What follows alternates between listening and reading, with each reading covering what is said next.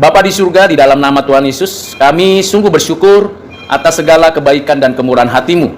Terpujilah Tuhan yang menolong, menopang, menyertai kami sepanjang tahun 2024, dan kami akan terus melanjutkan perjalanan iman kami di tahun 2025. Kami bersyukur atas pimpinan, bimbingan, dan kesempatan bagi kami masing-masing, secara pribadi maupun komunitas di kampus kami. Kami bersyukur kami mendapatkan kesempatan lagi melakukan kehendak-Mu di dalam hari-hari kami ke depan. Pimpin sertai kami dengan hikmat bijaksana dari Roh Kudus, agar apa yang sudah kami tahu dan kami mengerti, kami dapat mengerjakannya dengan lebih baik lagi. Ya Tuhan, kami mau mendengarkan, membicarakan firman-Mu, yang tentunya kami dapat mengerti jikalau Roh Kudus memberi pencerahan kepada kami. Jikalau Roh Kudus memberikan kepada kami hikmat, kekuatan, dan bijaksana untuk menjadi pelaku firman. Tolong kami Tuhan, baik hamba-Mu yang menyampaikan maupun kami yang bersama belajar, bersama mendengarkan firman-Mu. Pimpin dari awal sampai akhir di dalam nama Tuhan Yesus. Amin. Ibu Bapak, kalau kita berbicara tentang kejahatan, itu tidak perlu kita cari sumber yang lain. Kita lihat diri sendiri saja. Kita akan tahu bagaimana kita telah melakukan hal yang tidak diperkenan Tuhan. Ada banyak bukti-bukti yang menunjuk kepada diri bahwa memang kita sebenarnya tidak layak satupun. Karena kita menganggap kejahatan itu kalau merugikan orang lain dulu, merusak orang lain. Padahal kejahatan merusak diri juga kejahatan. Malas, tidak berkualitas dalam pekerjaan, itu pun kejahatan. Tidak belajar untuk menyelesaikan persoalan-persoalan relasi di masa lalu, itu pun bentuk kejahatan pada diri. Sehingga diri dikorup pada pikiran dan hati kita. Nah, kita bersyukur karena Tuhan selalu mengingatkan kita untuk mengakui segala kesalahan kita. Jika kita mengaku dosa kita, ya setia mengampuni dosa kita. Bagaimana kita bisa mengaku dosa kita? Ya karena Tuhan menarik kita sehingga kita bisa mengakui dosa kita. Jikalau Tuhan tidak menarik kita di dalam anugerahnya, yang kita lakukan bukan pengakuan yang tulus, tapi lebih banyak sebuah penyesalan karena ketahuan. Nah, ini yang menjadi persoalan di dalam kehidupan kita. Seringkali kita tidak melakukan kejahatan karena takut diketahui orang lain. Malu karena saya bagian dari komunitas ini. Tapi bukan gentar kepada Allah yang hidup, yang memberikan kehidupan kepada kita. Mengapa saya tidak korupsi? Nanti kalau ketangkep, di penjara, susah hidup, malu keluarga. Itu saja. Jadi reasonnya bukan suatu alasan yang logik, yang betul-betul berkait dengan Allah yang telah memberikan kepada kita hidup. Mengapa saya tidak mau berbohong? Ya kalau ketahuan kan bagaimana dong saya punya relasi dengan yang lain? Jadi bukan suatu kehidupan yang dimana saya mengapa tidak berbohong, tidak berdusta, tidak bersaksi hal-hal yang buruk. Tetapi semuanya itu karena saya malu, saya takut, saya khawatir orang lain tahu lalu saya tidak diperkenan lagi, disingkirkan seperti itu. Itu memang sesuatu alasan yang manusiawi. Ibu bapak, termasuk saya, selalu punya konsep seperti itu. Wajar-wajar saja, karena memang kita ada di tengah-tengah komunitas, di tengah-tengah umat manusia yang dicemari dosa, yang sudah korup, dan banyak sistem yang membuat kita terbentuk untuk mau tidak mau melakukan hal yang tidak diperkenan Tuhan. Jadi kita coba cari cara nih, mencoba untuk memahami kenapa seperti itu. Nah, Alkitab memberikan kepada kita pengajaran secara tepat dan memberikan kepada kita solusi.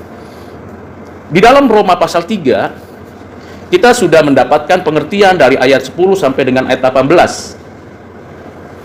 Tidak ada yang benar, seorang pun tidak. Tidak ada seorang pun yang berakal budi. Tidak ada seorang pun yang mencari Allah. Semua orang telah menyeleweng. Mereka semua tidak berguna. Tidak ada yang berbuat baik, seorang pun tidak.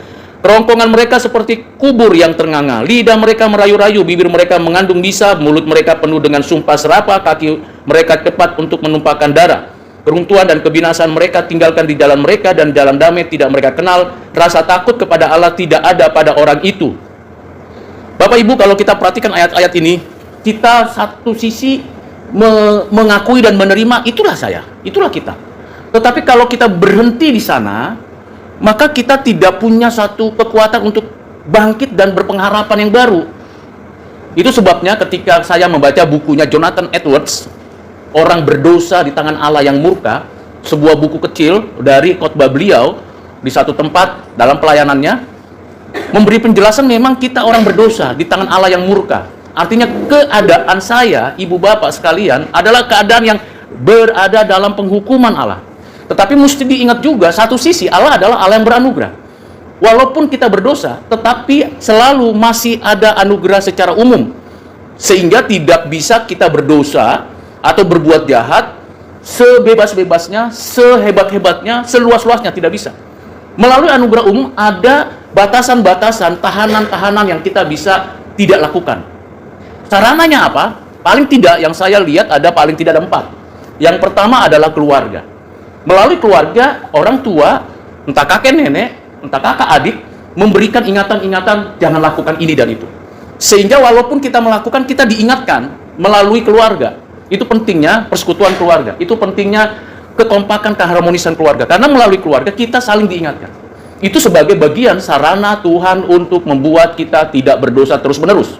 Yang kedua adalah tempat di mana kita bekerja atau satu komunitas, sehingga kita bisa menikmati organisasi, aturan-aturan, ketentuan-ketentuan yang membuat kita bisa tahu bahwa memang tidak boleh melakukan ini dan itu. Ada kedisiplinan, ada keteraturan, ada suatu reward and punish dan sebagainya. Itu memberikan pengaturan supaya kita jangan berbuat hal-hal yang buruk yang merugikan diri dan orang lain. Yang ketiga adalah pendidikan. Melalui pendidikan dari PAUD, TK, SD, SMP, SMA, sarjana, S1, S2, S3, kita ditanamkan nilai-nilai luhur untuk bisa mengerti. Tanggung jawab kita bukan hanya bisa baca, tulis, dan sebagainya, tapi kita belajar untuk memahami, oh iya ya, Pak guru ini, Pak dosen ini memberikan kepada saya suatu pengertian, jangan berbuat curang, jangan melakukan hal yang buruk, harus mengerjakan tugas dengan benar, dan sebagainya, dan sebagainya. Itu yang disebut cara Tuhan melalui anugerah umum membuat kita yang berada di dalam keadaan berdosa, keadaan dihukum Allah, tapi tetap masih punya kemampuan untuk bisa berbuat baik. Yang keempat adalah kebudayaan kita. Masing-masing kita ada di dalam konteks kebudayaan kita masing-masing.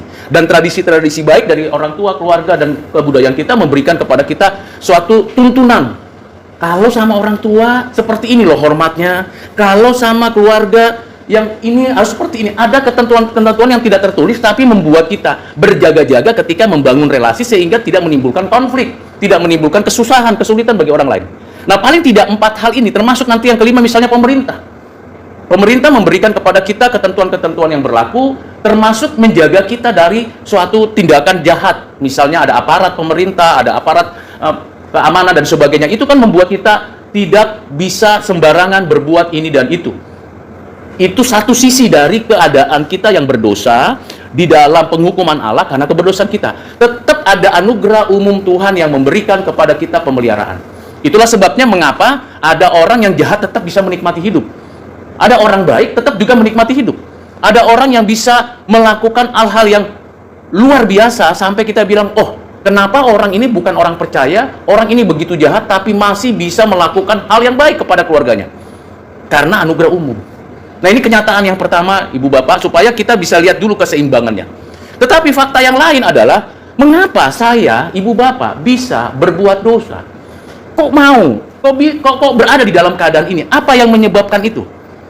Mengapa Adam dan Hawa sebagai fakta historis dalam Alkitab dituliskan, kok bisa dengan sadar, dengan sengaja melawan Tuhan, firman-Nya, dan bersekutu dengan si iblis di Taman Eden? Why?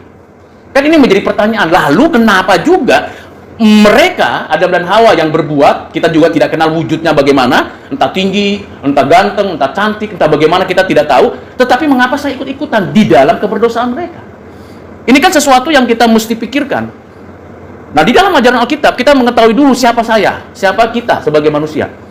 Paling tidak, ada 3 kata penting yang membuat kita menyadari siapa kita. Yang pertama, kita ciptaan. Sebagai ciptaan, tentunya kita punya suatu komposisi di dalam keberadaan kita itu sangat unik. Karena apa? Kita punya tubuh yang sangat kompleks dari ujung rambut sampai ujung kaki. Kompleks banget.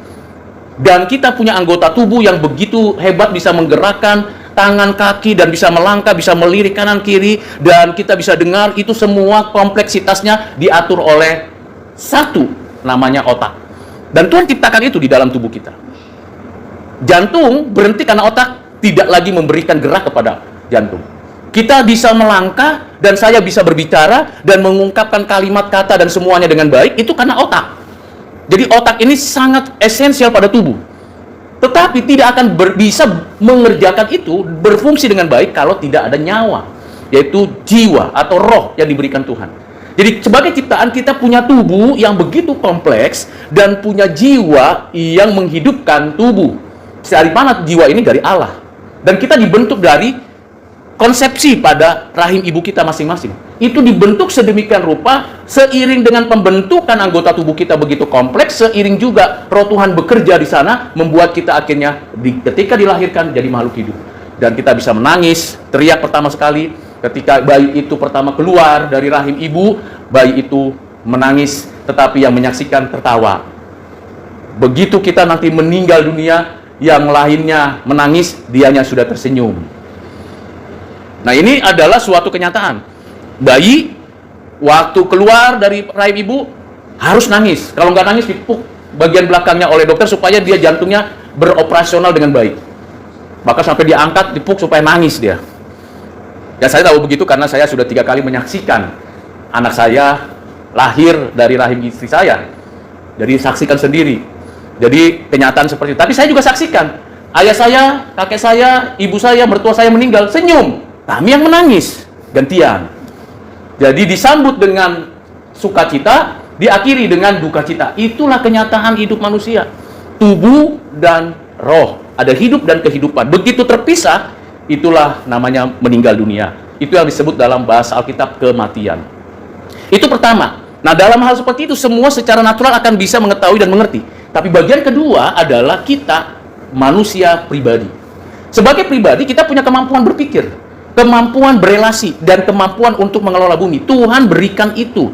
Ibu bapak dan saya punya kemampuan itu. Tidak ada urusannya dengan IQ, EQ, SQ. Yang ada adalah saya dan bapak ibu sama diberikan kemampuan berpikir, kemampuan berelasi, kemampuan berfungsi dalam mengelola bumi. Tinggal lagi bagaimana 3 ini berelasi dalam diri kita sehingga kita dengan bebas melakukannya.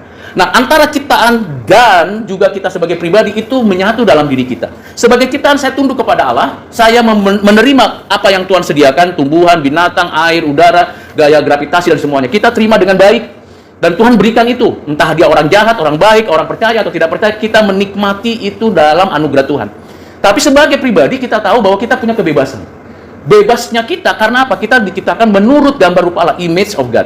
Sebagai image of God, kita punya kebebasan. Mengapa kita punya kebebasan? Karena image of God, menurut gambar rupa Allah. Allah berdaulat, saya gambarnya. Berarti kalau Allah berdaulat atas segala sesuatu, maka saya juga punya kebebasan. Dan kebebasan saya diberikan Tuhan. Ibu bapak punya kebebasan. Sampai sekarang, tidak ada orang yang tidak punya kebebasan. Mau makan ini atau makan itu, punya kebebasan. Ini yang disebut, saya tidak menyebutnya hanya free will, tapi saya menyebutnya kebebasan pada pribadi. Karena berpikir juga itu kebebasan, kehendak juga itu kebebasan, afeksi juga kebebasan. Saya bebas menangis, saya juga bebas marah, saya juga bebas mau melakukan ini dan itu, saya juga bebas berpikir apa sekarang. Saat saya menyampaikan ini, Bapak Ibu juga bebas memikirkan apapun yang saya tidak tahu apa yang Bapak Ibu pikirkan. Tapi yang pasti bebas. Nggak ada yang bisa menerobos itu. Nggak ada yang bisa mengatakan stop. Mengapa kita punya kebebasan? Karena kita image of God. Nah, persoalannya adalah sebagai ciptaan pribadi yang harus tunduk kepada Tuhan, sebagai pribadi yang menggunakan kebebasan, itu digunakan oleh Adam dan Hawa di Taman Eden dengan sengaja. Aku nggak mau taat kepada Tuhan, aku maunya sendiri. Menentukan sendiri, ini baik menurutku, ini jahat menurutku, ini benar menurutku, ini tidak benar menurutku. Jadi kebebasanku yang diberikan Tuhan sebagai Tuhan atas bumi ini, ternyata aku lakukan sesuatu yang bertentangan dengan Tuhan, dengan sengaja, sadar betul. Maka ketika iblis masuk ke Taman Eden, itu menjadi sebuah trigger untuk menunjukkan kebebasanku akan kutunjukkan. Maka ketika ular memporak-porandakan firman Tuhan dengan memutarbalikkan dan Hawa menjelaskannya dengan setengah kebenaran, terjadi dialog yang seperti itu, membuat akhirnya keputusan Adam dan Hawa ialah saya mau keluar dari apa yang diajarkan Tuhan. Jadi dengan sengaja Adam dan Hawa melawan Tuhan. Jadi kebebasan yang dengan sengaja dilakukan oleh manusia melawan Tuhan, itulah kejahatan. Nah, ini prinsip dasar dulu, Ibu Bapak. Jadi di Eden, kebebasan saya membuat saya mungkin taat, mungkin tidak taat. Saya punya kebebasan itu. Persoalannya kan kita tidak lagi di sana. Manusia tidak di Eden. Yang kedua, setelah kita tahu dan kisah dalam Kejadian pasal 3 itu diakhiri dengan Adam dan Hawa diusir keluar. Jadi di luar Eden. Eden itu tempat kebahagiaan, sukacita, keharmonisan, pemberian-pemberian Tuhan di sana. Karena di Taman Eden itu buah-buah bisa bebas kita nikmati, bahkan di Taman Eden itu ada buah pohon kehidupan. Yang herannya kenapa Adam dan Hawa tidak ribut tentang buah pohon kehidupan. Tetapi yang dipersoalkan oleh ular justru adalah buah pohon pengetahuan yang baik dan jahat. Padahal sama-sama di tengah. Kalau bisa mau saya katakan, itu sama-sama berdampingan. Sama-sama berdampingan di tengah taman itu. Tapi mengapa engkau nggak mikir gitu waktu itu? Aku maunya buah pohon kehidupan, bukan buah pohon pengetahuan yang baik dan jahat. Tapi kenapa buah ini sangat menarik? Karena itu adalah ujian dan tanggung jawab. Kalau misalnya Adam dan Hawa berkata, aku nggak mau makan buah pohon pengetahuan yang baik dan jahat. Aku mau makan buah kehidupan aja. Kesadaran itu muncul setelah jatuh. Di Kejadian 3 ayat 23, 24. Mereka ingin makan buah, tapi sudah jatuh. Akhirnya diusir, nggak boleh. Kamu sudah melawan Tuhan, mau makan buah kehidupan. Nggak bisa. Nggak bisa seperti itu, Tuhan batasi. Engkau di luar. Jadi di Eden, manusia mungkin berbuat baik, mungkin berbuat jahat, mungkin taat, mungkin memberontak. Tapi di luar Eden, manusia, keturunannya, kita, kecenderungan hatinya berbuat jahat. Siapa orang tua yang mengajarkan kepada anaknya begini? Nah, nanti kalau kau iri sama adikmu, kau bunuh aja dia. Kan gak ada orang tua begitu. Yang diajarkan orang tua kepada kita apa? Nah, kalau nanti adikmu seperti itu, atau kakakmu seperti itu, ya saling mengasihi lah kalian, mengampuni. Kan begitu. Mau tradisi apa, agama manapun, bagaimana. Nah, ini Kain tidak. Persembahannya dipersembahkan, sama-sama mempersembahkan kepada Tuhan, tapi Kain tidak diperkenan Tuhan, Habil diperkenan Tuhan. Kain punya inisiatif sendiri. How? Bagaimana? Kain kok punya inisiatif sendiri? Ditariknya, dek, yuk ke tempat sepi. Ngapain bang? Ayolah, ikut kita ngobrol-ngobrol. Kita bukan ngobrol-ngobrol, di dalam benaknya Kain sudah punya pikiran, motif, konsep, pemikiran. Udahlah. Begitu sampai lihat kanan kiri, emang gak ada lagi orang kan? Mereka berdua saja, selep, meninggallah si Habil. Maka di dalam Kejadian pasal 6 ayat 5, penulis kitab Kejadian Musa mengatakan bahwa kecenderungan hati manusia selalu berbuat jahat. Jadi di luar Eden, manusia cenderungnya berbuat jahat. Ibu bapak, itulah kita. Cenderung hatinya berbuat jahat. Tapi saat mau berbuat jahat, ada anugerah umum yang menahan. Tapi kalau nggak ada itu, saya percaya chaos dunia ini. Perang bukan hanya bicara tentang Israel dan Palestina saja. Bukan hanya Rusia dan Ukraina saja. Kebakaran tidak hanya terjadi di California, Los Angeles saja. Bisa terjadi di mana-mana, Bapak Ibu. Kondisi ekonomi bukan makin baik, makin turun terus. Dan kelas menengah kita makin bahaya dalam konteks sekarang. Karena pajak dan sebagainya. Bu Bapak, itulah kecenderungan hatinya berbuat jahat. Saya khawatir, kalau ada orang pakai program makan gratis itu, bagaimana kalau misalnya sedikit ada peristiwa, ada yang meracuni? Habis negeri kita. Itu hati-hati sekali, kita harus menjaga. Saya selalu berdoanya bukan soal makannya. Jangan ada orang jahat saja. Karena itu generasi bangsa kita. Anak-anak kita. Kalau mereka ada yang jahat saja satu lokasi, itu menakutkan sekali. Menakutkan sekali. Maka doa kita adalah Tuhan tolong supaya jangan ada orang jahat melakukan kejahatan dalam konteks beri makan gratis itu. Karena kecenderungan hati manusia itu berbuat jahat. Nggak usah disuruh, nggak usah diberikan. Kalau ada persaingan bisnis, masa dia doang dapat vendor makan gratis, gua dong? Kan bisa aja. Kita tidak bisa membuat orang lain itu, nggak mungkin lah. Segala sesuatu di luar Eden mungkin berdosa. Nggak ada lagi mungkin tidak berdosa. Itu yang dikatakan oleh Paulus itu. Nggak ada orang yang berakal budi, nggak ada orang yang mencari Allah, nggak ada yang berbuat baik. Ya memang, karena di luar Eden. Ibu bapak, saya dan bapak ibu punya pengalaman itu. Tapi kalau bapak ibu nggak punya pengakuan itu, ya biarkan sajalah. Tuhan yang tahu. Tapi saya ngaku banyak hal yang saya buat dulu. Kalau saya itu coba Rudi buat dulu list apa yang jahat di hadapan yang kamu lakukan sepanjang 56 tahun. Wah, mungkin nggak cukup 2 buku kali ya, atau 10 buku nggak cukup. Banyak sekali. Nah, itu kenyataannya. Kita tidak di Eden lagi, kita di luar Eden. Yang ketiga yang menarik, penting, perlu untuk kita pahami adalah sekarang di dalam kasih karunia Allah tidak hanya anugerah umum, ada yang namanya anugerah khusus. Kita ditarik oleh Tuhan untuk masuk di dalam Kristus. Nah, disinilah kita dimampukan untuk melakukan yang baik, yang benar sesuai dengan kehendak Allah. Jadi di luar Eden ditarik oleh Tuhan untuk kita bisa di dalam Kristus. Sehingga saya dan ibu bapak dimampukan untuk mengampuni orang yang membenci kita, yang membuli kita, untuk bekerja lebih keras lagi, lebih baik lagi, untuk bisa memelihara keluarga kita, untuk bisa lebih banyak lagi berbagi kasih kepada orang lain. Itu karena kita di dalam Kristus. Yohanes 15 ayat 5 mengatakan, kamu tidak dapat berbuat apa-apa di luar aku. Jadi kita mesti di dalam Kristus. Bagaimana kita bisa di dalam Kristus sementara saya sebenarnya di luar Eden? How? Bagaimana itu? Itu semua karena Tuhan tarik kita. Dalam Kolose, suratnya Paulus kepada jemaat di Kolose, Kolose 1, itu dikatakan bahwa Tuhan menarik kita dari kegelapan. Jadi bukan usaha saya. Kalaupun saya mau, saya ingin berbuat baik, itu arahnya tidak lagi fokus kepada Allah, tapi arahnya kemana? Ke simpang, ke kiri, ke kanan. Itu yang disebut amartia, tidak tepat sasaran. Maka wajarlah kalau ada keinginan-keinginan berbuat baik, selalu wajar. Maka semua agama mengajarkan berbuat baik, semua kebudayaan mengajarkan perbuatan baik, tapi nggak mampu. Selalu ada kemunafikan, selalu ada kepanatikan, selalu ada merasa diri arogan, aku lebih baik, aku lebih benar. Itu juga kejahatan. Nah, bagaimana bisa kok saya bisa benar-benar saya melangkah dan itu sesuai dengan kehendak Tuhan? Itu karena saya, ibu bapak ada di dalam Kristus.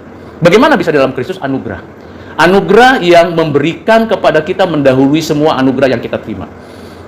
Walaupun kita terima anugerah umum, itu hanya menahan saja sebagian kecil. Jadi kita berbuat baik bukan karena takut. Ibu bapak saya, kita berbuat baik bukan karena takut dihukum orang atau malu, bukan. Kita berbuat baik karena saya ada di dalam Kristus. Sehingga kita punya kemampuan itu, walaupun saya mengakui kadang-kadang saya juga terpleset. Masih ada kemungkinan saya bisa berdosa lagi. Masih ada, tapi saya di dalam Kristus. Nah, kalau saya di dalam Kristus, maka saya paling tidak meminta ampun. Tuhan, tadi saya berkata begini, saya bertindak seperti ini, ampuni saya Tuhan. Ada imam besar agung di surga di sebelah kanan Allah Bapa yang selalu setia menopang, menjaga kita, memelihara kita, bahkan mendoakan kita dan bernanti-nanti untuk doa-doa kita. Tuhan, aku berdosa. Mohon ampun Tuhan, aku menyesal. Aku tidak lakukan lagi. Itu karena apa? Karena kita di dalam Kristus. Ibu bapak, mari kita pahami bahwa kita di dalam Kristus, bukan di luar Eden lagi. Yang keempat adalah kita sesungguhnya akan menanti-nantikan tempat di mana di surga untuk kita menikmati hidup tidak lagi bisa berbuat dosa. Tidak lagi bisa berbuat dosa. Sehingga kita di sana betul-betul menikmati lebih dari sekedar Taman Eden. Kan di Eden mungkin berbuat dosa, mungkin tidak. Di luar Eden pasti kita akan terus berbuat dosa. Di dalam Kristus kita dimampukan berbuat baik dan benar. Sesekali mungkin kita berdosa, tetapi di sorga kita tidak lagi berbuat dosa dan tidak akan pernah berbuat dosa. Nah, arah pandangan kita ke sana. Kalau di Eden, kita ada dua pilihan. Mungkin ini, mungkin itu. Tapi di surga, hanya satu, yaitu kenikmatan, keharmonisan, sukacita, dan tidak ada kemungkinan yang lain kecuali kita menikmati hidup sejahtera. Nah, 4 hal ini yang disampaikan dan dielaborasi oleh saya itu namanya CFRC. Creation, Fall, Redemption, Consummation. Jadi dalam penciptaan, dalam kejatuhan, dalam penebusan, dalam penyempurnaan. Nah, ini sudah dipaparkan oleh siapa? Oleh Bapak Agustinus abad keempat. Dan kita bersyukur firman Tuhan secara mendalam dan secara teratur memberikan gambaran kepada kita. Diawali dengan kitab Kejadian penciptaan, diakhiri dengan penciptaan baru. Diawali dengan manusia menurut gambar rupa Allah, tetapi sudah jatuh, dan diakhiri dengan kita hidup di dalam sukacita sepenuhnya di langit dan bumi yang baru. Nah, ini perjalanan hidup kita. Persoalannya adalah, kalau begitu, kita masih punya kebebasan nggak? Masih, karena kita manusia. Persoalannya, kenapa kita punya kebebasan? Kebebasan kita itu sering cenderung ke kanan, cenderung ke kiri. Di dalam benak kita, kalau Jonathan Edwards mengatakan kita punya motif, apa yang kita lakukan, lalu kita pikirkan, kita lakukan. Bagaimana kita bisa punya motif, punya pikiran, itu tidak terbelenggu oleh kejahatan, tidak terbelenggu oleh hawa nafsu kedagingan kita. Dengan kita menyangkal diri, ada beberapa langkah yang saya bisa sharingkan untuk ibu bapak bisa lakukan. Yang pertama adalah ketahui dan sadari bahwa kita orang yang rapuh dan lemah. Jangan anggap diri kuat. Paulus pernah mengingatkan jemaat Korintus, jangan kamu merasa diri hebat, kuat. Di dalam 1 Korintus pasal 10 di ayat 11-12 itu. Aku hebat kok, aku kuat, aku anak Tuhan, aku hamba Allah, aku adalah umat Allah. Hati-hati, jangan arogan. Selalu kita punya keterbatasan. Jadi pertama yang saya mau lakukan adalah saya sadar diri Tuhan, aku lemah. aku punya keterbatasan. Langkah berikutnya setelah itu, minta selalu belas kasihan Tuhan. Minta selalu belas kasihan Tuhan. Dalam doa, dalam permohonan, dalam setiap langkah Tuhan, belas kasihanmu. Karena ketika saya langkah, bukan hanya si jahat, keinginan dagingku sendiri menuntut aku untuk melakukan dan memberontak kepadamu. Maka sangkal diri pikul salib itu nggak simple. Sangkal diri pikul salib. Musuh terbesar itu bukan apa? Bukan setan, diusir saja setan. Dalam nama Yesus setan keluar. Setannya takut karena dalam nama Yesus. Tapi kalau sangkal diri, musuh terbesar diri kita mau sangkal siapa lagi? Kita mau usir diri kita nggak mungkin. Kita lawan diri kita. Maka musuh terbesar itu diri kita. Maka yang kedua, langkahnya adalah minta belas kasihan Tuhan. Tuhan, kasihani aku, orang berdosa ini. Kasihani aku karena aku tidak mampu. Yang ketiga adalah mulai mengembangkan apa yang Tuhan sudah berikan. Apa yang baik, apa yang sudah Tuhan berikan, kita kembangkan terus. Kreatif, mulai kerja produktif. Jangan hanya satu pekerjaan. Kalau satu pekerjaan terus, bosen, boring, jadi burnout. Waspada Bapak Ibu. Kenapa banyak hamba Tuhan, banyak mahasiswa, banyak dosen, banyak pekerja itu mengalami kejenuhan dan bosan dan burnout, stres, depresi sampai melakukan hal yang buruk. Karena cuma satu pekerjaan itu terus. Orang-orang yang bekerja di pabrik atau di bagian medis itu terus ini. Misalnya pindahkan satu pabrik ini terus 5 jam begini terus. Itu selama 20 tahun begitu pasti dia boring, pasti dia bisa membuat dirinya kesel. Nah, bagaimana kita bisa di tengah-tengah itu pikiran tetap jernih, hati tetap tulus, multitasking. Ibu bapak punya kreativitas, tanam tanaman di rumah, buat tanam ternak, begitu. Jadi tidak hanya baca, tulis, baca Alkitab, doa, begitu bagus. Memuji Tuhan itu bagus. Tapi kalau bisa sambil tanam cabai, tanam tomat, ya ternak ayam, begitu kalau yang punya lahan ya. Tapi kalau lihat lingkungannya juga, jangan nanti ternak ayam tetangga bilang, Rut, itu ayammu sudah ribut itu, atau kotorannya bau gitu ya. Tapi kreatif. Apa misalnya berolahraga kah, main bola. Jadi tidak hanya fokus ini terus dari Senin sampai Minggu, Senin itu terus. Sama hamba Tuhan juga kalau khotbah terus begitu.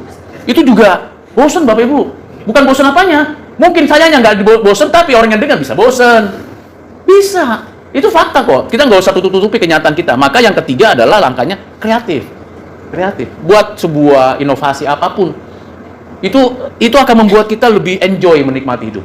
Dan yang terakhir, bersyukur. Kalaupun gagal, ya Tuhan cuma segini. Ya bersyukur aja. Nggak usah ngoyo itunya istilahnya, ngotot gitu ya. Harus begini. Emang siapa loh? Kalau Tuhan katakan stop, nggak ada kekuatan kita.